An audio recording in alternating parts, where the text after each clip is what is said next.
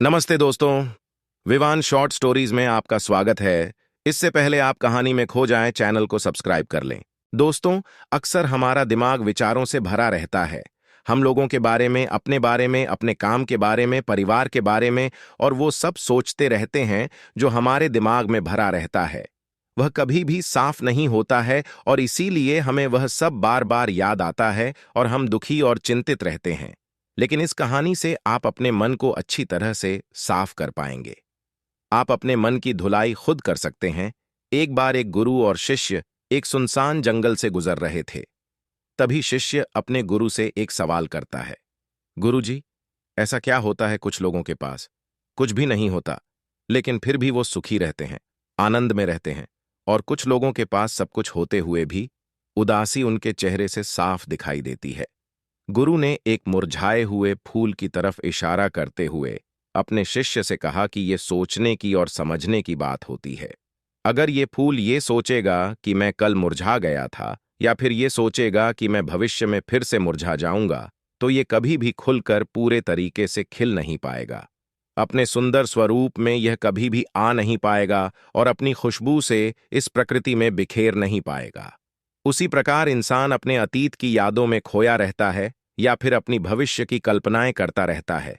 भविष्य के दुखों के बारे में सोचता रहता है या भूतकाल में जो उसके साथ बुरा घटित हुआ है उसके बारे में सोच सोचकर वो अपने भविष्य के लिए चिंतित होता रहता है। तो ऐसा मनुष्य जीवन में कभी भी सुख अनुभव नहीं कर सकता। यह समझने की बात होती है कि जीवन हमेशा वर्तमान में होता है। अतीत और भविष्य की कल्पनाएं हमेशा मनुष्य को मृत्यु की तरफ लेकर जाती हैं। इसलिए यह जरूरी हो जाता है कि जिस प्रकार हम अपने शरीर की देखभाल करते हैं उसे बीमारियों से दूर रखने के लिए उसकी अंदर से गंदगी भी साफ करते रहते हैं, उसी प्रकार समय समय पर हमें अपने मन और मस्तिष्क की भी गंदगी साफ करते रहना चाहिए, उसकी धुलाई करते रहना चाहिए। इससे आपकी बुद्धि की क्षमता तो तेज होगी ही होगी, साथ ही साथ आप हमेशा आनंद में रहने का रहस्य जान पाओगे। शिष्य ने सवाल किया कि गुरुदेव, इससे पहले कि हम मन और मस्तिष्क पर चर्चा शुरू करें, इससे पहले मैं ये जानना चाहता हूं कि जिन लोगों के पास सब कुछ होता है वो दुखी क्यों रहते हैं, और जिन लोगों के पास कुछ भी नहीं होता अक्सर वो आनंद में क्यों होते हैं। ये रहस्य क्या है, इसके पीछे क्या कारण हो सकता है। गुरु ने उत्तर दिया कि कुछ लोग जीवन में सब कुछ हासिल कर लेते हैं और सब कुछ हासिल कर लेने के बाद उन्हें सब चीजों की व्यर्थता पता चल जाती है। ऐसे लोगों को अक्सर ये एहसास जकड़ लेता है कि मैंने जीवन में जो कुछ भी पाया, जो कुछ भी किया, उससे भले ही मैंने सुख सुविधाएं हासिल कर ली हो, लेकिन मन की शांति अभी भी बहुत दूर है, अधूरी है। उस तक मैं पहुंच नहीं पाया। सब कुछ पाकर भी मैं अपने मन को जान नहीं पाया। और जब इंसान को ऐसा लगता है तो उसे महसूस होता है कि जो भी उसने कमाया वो कौड़ियों के भाव का था। उसने अपना जीवन बेकार की चीजों में यूं ही व्यर्थ कर दिया। और वहीं पर जिस इंसान के पास जीवन में कुछ भी नहीं होता है उसके पास एक उम्मीद होती है, उस सब कुछ पाने की लालसा रखता है, और वही लालसा, वही इच्छा उसको जीवन में खुश रखती है, आगे बढ़ाती है, ऊर्जा से भरा हुआ रखती है। गुरु ने अपने हाथ से एक सूखे पेड़ की तरफ इशारा करते हुए कहा कि शिष्य, कभी तो यह पेड़ भी हरा भरा रहा होगा, फलों से लदा हुआ रहा होगा। अनेक प्रकार के पक्षी और जानवर इस पर कीड़ाएं करते होंगे, इसके फलों को खाते होंगे। उस समय इस पेड़ को भी यह पता नहीं होगा कि एक दिन तुम सूख जाओगे और तुम्हारी हालत इतनी बदतर हो जाएगी कि तुम किसी को छांव तक नहीं दे पाओगे, तुम्हारे ऊपर पत्ते तक नहीं रह जाएंगे, फल तो दूर की बात रही।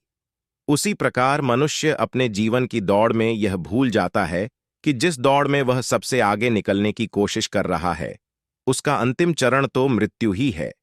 काश वो कभी इस दौड़ से अलग हटकर ये देख पाए कि इसका अंतिम चरण तुम्हें कहीं नहीं पहुंचाएगा, कि जिस दौर को वो सबसे आगे निकलकर जीतने के ख्वाब देख रहा है उसका अंतिम चरण मृत्यु ही है।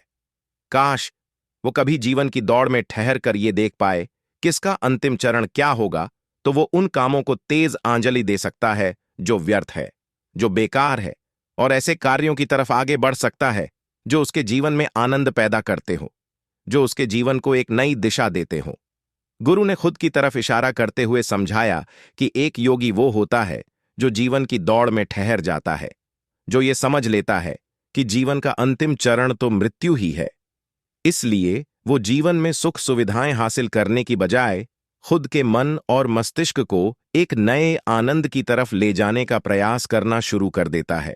शिष्य ने सवाल किया कि गुरुदेव, क्या एक ग्रस्त जीवन में जीने वाला मनुष्य उस आनंद की प्राप्ति नहीं कर सकता, और अगर कर सकता है तो उसे किस प्रकार शुरुआत करनी चाहिए?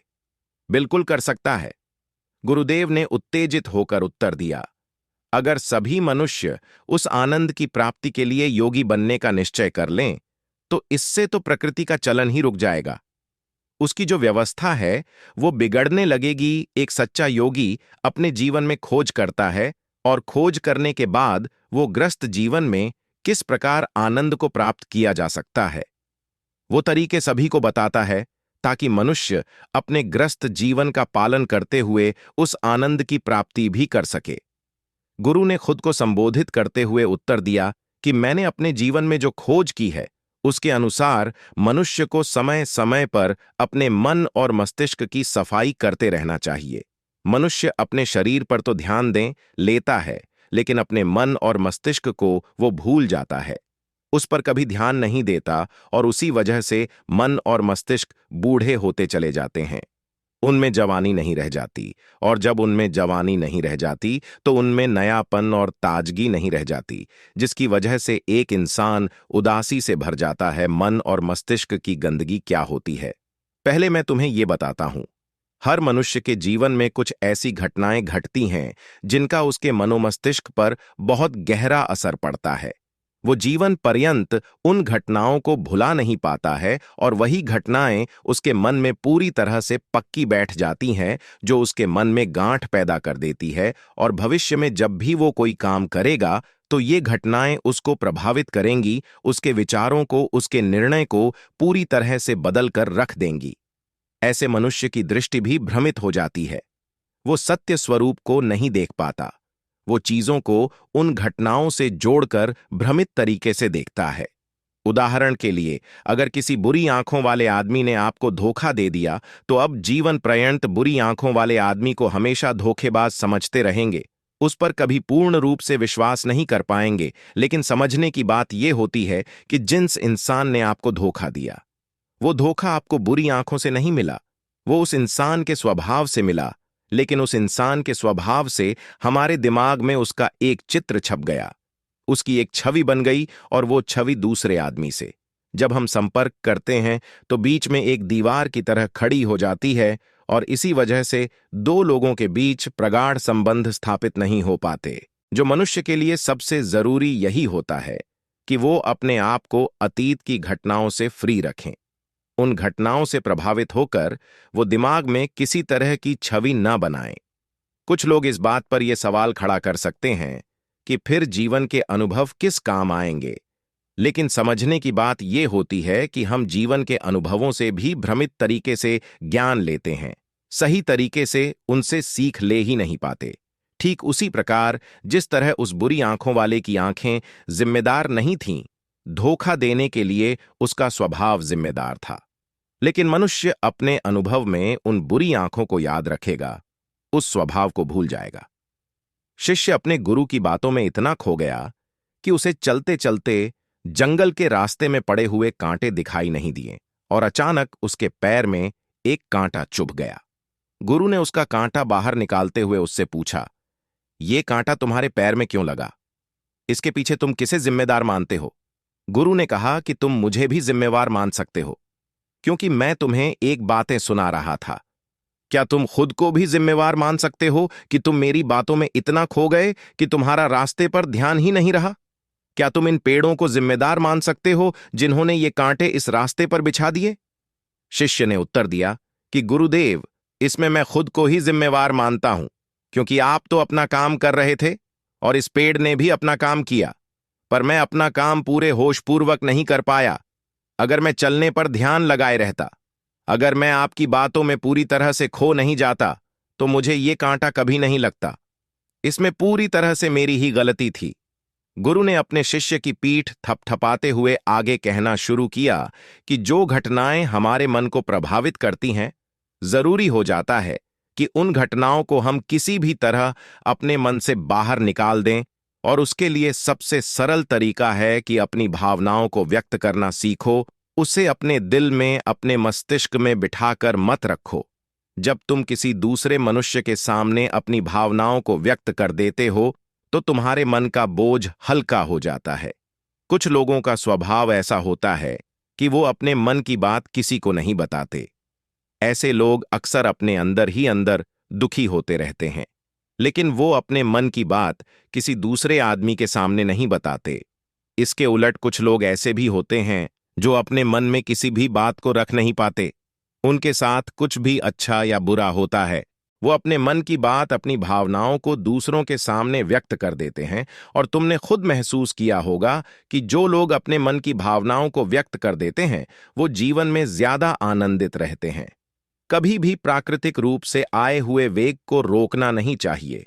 जिस वेग को हम रोकने की कोशिश करते हैं वो वेग हमें अंदर से ही खाने लग जाता है। अगर तुम्हारा मन किसी बुरी घटना पर रोने का हो रहा है तो चीख चीख कर रो। अपने आप को रोको मत, उस वेग को पूरी तरह से बाहर आने दो।